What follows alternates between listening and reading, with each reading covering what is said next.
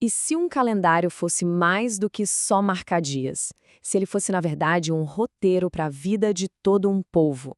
Pois é exatamente isso que a gente vai explorar hoje.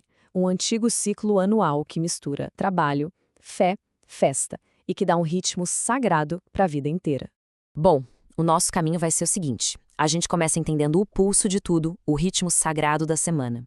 Depois vamos seguir o ciclo das estações, passando pelas festas da primavera, pela contagem da colheita, pelo chamado mais sério do outono e, por fim, por uma celebração que transforma a memória em uma experiência viva. Vamos lá!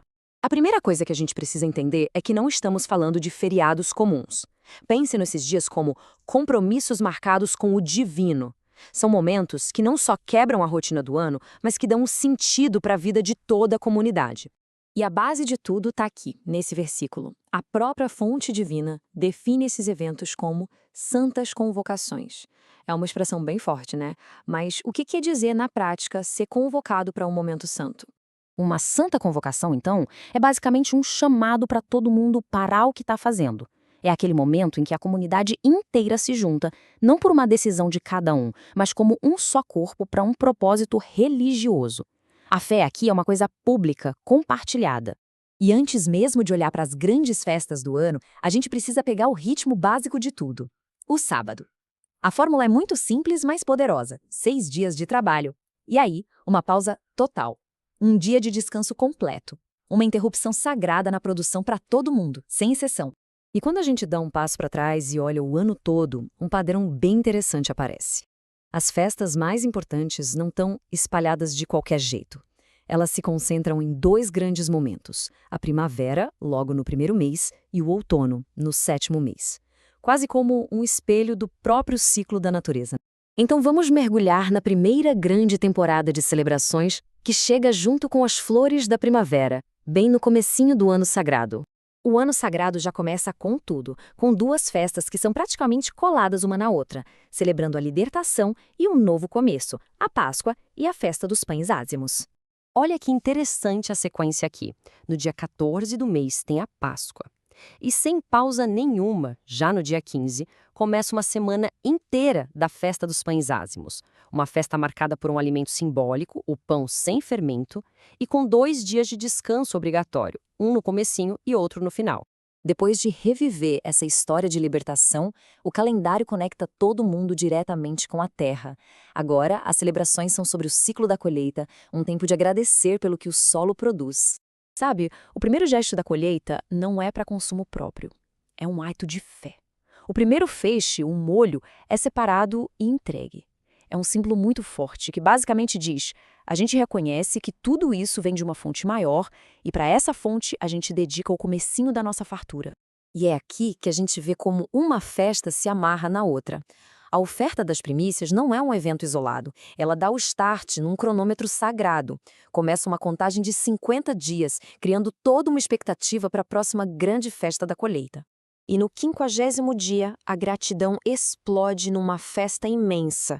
A complexidade dessa oferta que a gente vê aqui, com pães especiais, vários tipos de animais para rituais diferentes, mostra o tamanho da bênção que foi recebida. Não é só um obrigado, é uma demonstração gigante de abundância.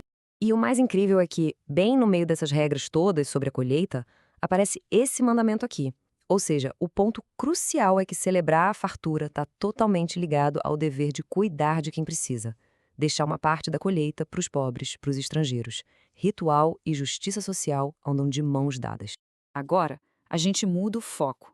Vamos para o 7º mês, um período de uma intensidade religiosa muito grande, que começa não com uma festa, mas com um chamado bem solene. O 7º mês não chega em silêncio, não. Ele é anunciado por um som que chama a atenção de todo mundo: o toque das trompetas. É um chamado para despertar, um memorial sonoro, quase como um alarme espiritual que prepara o povo para os dias mais sagrados do ano. 10 dias depois, chega o dia mais sério do calendário inteiro. Não é uma festa, é um dia de introspecção profunda, de jejum, de purificação nacional, o dia da expiação. Esse slide aqui mostra perfeitamente o peso desse dia. De um lado, o que se deve fazer por dentro, afligir as almas, ou seja, um mergulho no arrependimento. E do outro, o reflexo disso do lado de fora, parar tudo, absolutamente qualquer tipo de trabalho. A seriedade aqui é total. Mas depois desse dia tão solene, o clima vira completamente. O mês termina com a festa mais longa e mais alegre do ano, uma celebração que coloca todo mundo no ato físico de memória. No dia 15, o tom muda para uma festa de uma semana, a festa dos tabernáculos. E o ritual principal é muito curioso. Todo mundo tinha que sair do conforto de casa e morar em abrigos temporários por 7 dias. E, assim como em outras festas, o primeiro e o último dia são dias especiais de descanso. E essa não é uma festa de ficar dentro de casa, não. A natureza é a grande protagonista. As pessoas eram instruídas a pegar ramos de vários tipos de árvores, criando um ambiente super vibrante, orgânico. E o mandamento era bem simples e direto: alegrar-se. Uma explosão de alegria coletiva. Mas por que morar em tendas? Qual o sentido disso? O próprio texto explica. A ideia não é só lembrar, é reviver. Ao sair de casa, cada nova geração sentia na pele, de um jeito bem físico, a fragilidade e a dependência que seus antepassados viveram no deserto. É a história sendo ensinada não com palavras, mas com a vida. Então, no final dessa jornada, fica essa reflexão. Mais do que dias de folga, esse calendário costura a colheita, a história e a fé na própria passagem do tempo. Como é que um ciclo anual de rituais compartilhados acaba moldando não só o que um povo faz, mas, no fundo, quem esse povo